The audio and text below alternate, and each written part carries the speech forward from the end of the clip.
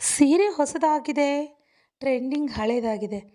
ಏನಪ್ಪ ಮಾಡೋದು ಅಂತ ಯೋಚನೆ ಮಾಡೋರಿಗೆ ಒಂದು ಒಳ್ಳೆ ಟಿಪ್ಸು ಏನಿಲ್ಲ ಕಣ್ರಿ. ಈ ರೀತಿ ಅಂಬ್ರೆಲಾ ಡ್ರೆಸ್ಗಳನ್ನ ರೆಡಿ ಮಾಡೋದು. ನಾವಿವತ್ತು ಒಂದು ಸೀರೆಯಲ್ಲಿ ಅಂಬ್ರೆಲಾ ಡ್ರೆಸ್ ರೆಡಿ ಮಾಡಿ ಈ ರೀತಿ ಫ್ಲವರ್ಸ್ನ ಹಾಕಿದ್ದೀವಿ.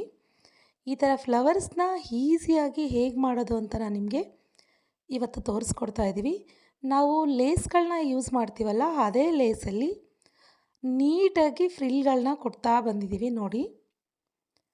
ಈ ರೀತಿ ನೀಟಾಗಿ ಫ್ರಿಲ್ಗಳನ್ನ ಸ್ಟೆಪ್ ಬೈ ಸ್ಟೆಪ್ ಕೊಟ್ಕೊಂಡಾದಮೇಲೆ ಈಗ ಎಲ್ಲ ಫ್ರಿಲ್ಲೆಲ್ಲ ರೆಡಿ ಆಯಿತು. ರೆಡಿ ಆದಮೇಲೆ ನಾವು ಇದಕ್ಕೆ ಸ್ಟಿಚ್ ಹಾಕ್ಕೊತಾ ಇದ್ದೀವಿ. ನೀಟಾಗಿ ಸ್ಟಿಚ್ ಹಾಕ್ಕೊಳ್ಬೇಕು, ಎಲ್ಲೂ ಸ್ಟಿಚ್ ಬಿಟ್ಟೋಗದೆ ಇರೋ ರೀತಿ. ನೋಡಿ ಈ ರೀತಿ ಸ್ಟಿಚ್ ರೆಡಿ ಆಯ್ತು. ಈಗ ಸ್ಟಿಚ್ಚೆಲ್ಲ ರೆಡಿ ಆದಮೇಲೆ ನಾವು ಇದಕ್ಕೆ ಪಿಂಕ್ ಕಲರ್ ಕಾಂಬಿನೇಷನ್ಗೋಸ್ಕರ ನಾವು ಈ ರೀತಿ ರಿಬ್ಬನ್ ಮಾಡ್ಕೊಂಡಿದ್ದೀವಿ. ಪಿಂಕ್ ಕಲರಲ್ಲಿ ರಿಬ್ಬನ್ ಮಾಡಿಕೊಂಡು ಅದ್ರ ಮೇಲೆ ಇಟ್ಟು ಸ್ಟಿಚ್ ಮಾಡಿಕೊಂಡು ಅದಕ್ಕೆ ಒಂದು ಟ್ಯಾಗ್ ಕೂಡ ಹಾಕಿದ್ವಿ. ಆ ಟ್ಯಾಗ್ ಎಲ್ಲ ಹಾಕಾದ್ಮೇಲೆ ಈ ರೀತಿ ಫ್ಲವರ್ಸು ರೆಡಿ ಆಯಿತು.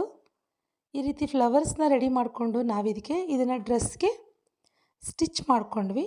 ನೋಡಿ ಎಷ್ಟು ಚೆನ್ನಾಗಾಯ್ತಲ್ವಾ. ಈಸಿಯಾಗಿ ಹೇಗೆ ಮಾಡೋದು ಫ್ಲವರ್ಸ್ ಅಂತ ಗೊತ್ತಾಯ್ತಲ್ವಾ.